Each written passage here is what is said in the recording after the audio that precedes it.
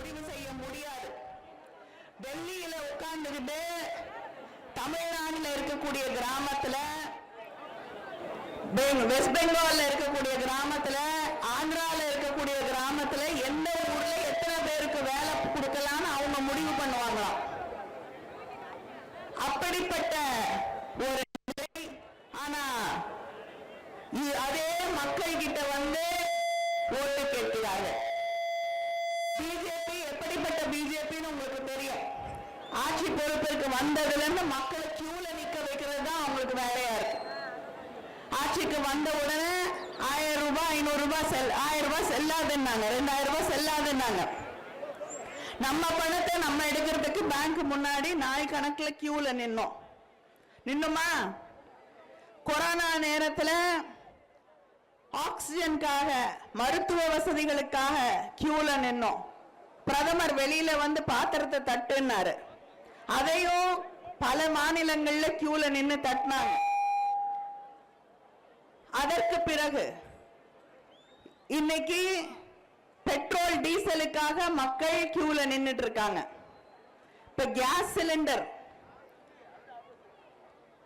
நாங்க எல்லாத்தையுமே இந்தியாவில் தயார் செய்து விடுவோம் என்று சொன்ன பிரதமர் இன்னைக்கு கேஸ் சிலிண்டருக்காக மக்களை கியூல நிக்க வச்சிருக்காரு. எத்தனையோ விடுதிகள் கேஸ் சிலிண்டர் கிடைக்காததுனால இன்னைக்கு மூடக்கூடிய நிலை, உணவகங்கள், சாப்பாட்டு கடை நடத்த முடியாத நிலை. இன்னும் 3 வாரத்துக்கு மேல வீடுகளுக்கு கிடைக்கக்கூடிய கேஸ் சிலிண்டர் இந்த நாட்டில் கிடைக்காது என்ற அச்சுறுத்தலோடு மக்கள் வாழ்ந்து கொண்டிருக்கக்கூடிய நிலை. ஆனா இதுக்கெல்லாம் பதில் சொல்லாம தேர்தல் பிரச்சாரத்திற்காக டூரிஸ்ட் போல அங்கே இருக்கக்கூடிய மோடி அவர்களும் அமித்ஷா அவர்களும் தமிழ்நாட்டுக்கு வந்து செல்கிறார்கள்.